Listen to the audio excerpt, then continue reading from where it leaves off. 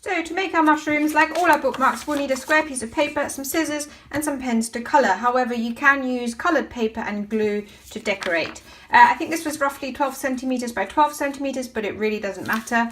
And the first thing you do is you fold it, the bottom up to create a triangle. Then you take the pointy corner up to the right angled corner, creating a straight line down the centre, and repeat on the other side.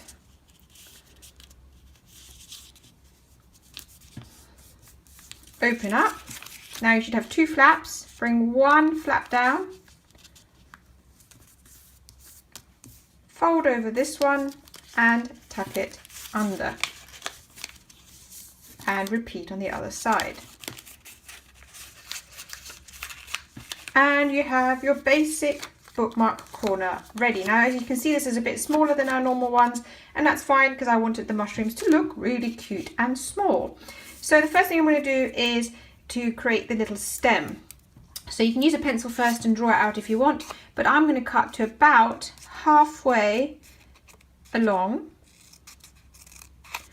and again on the same, about halfway along, and then I'm just going to cut a little stem. Now, like I said, you might want to just draw that out with a pencil first. It's totally up to you. You can have the stem coming down straight, or you can give it a little curve like I have. It's really just a question of preference. Now I'm going to turn this round and just check that it's roughly in the middle. Yeah, it's in the middle. Might give this a little bit more of a curve.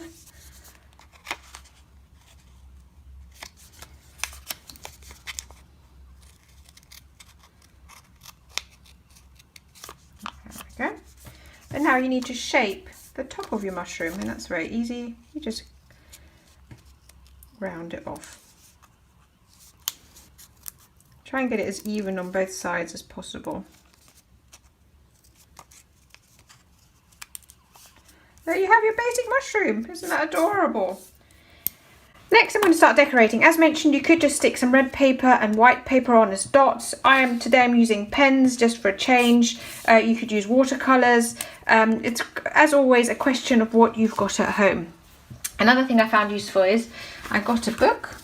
I popped it in the corner just to kind of flatten it, especially if you're using pencils, because when you're drawing, the lines underneath will show through. So by putting it on the book, you're getting a nice smooth surface, making it easier to draw with.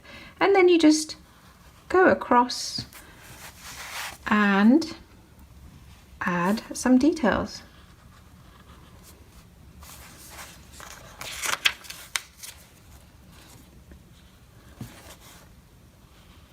And then you draw a little face. And of course it's going to be a kawaii face.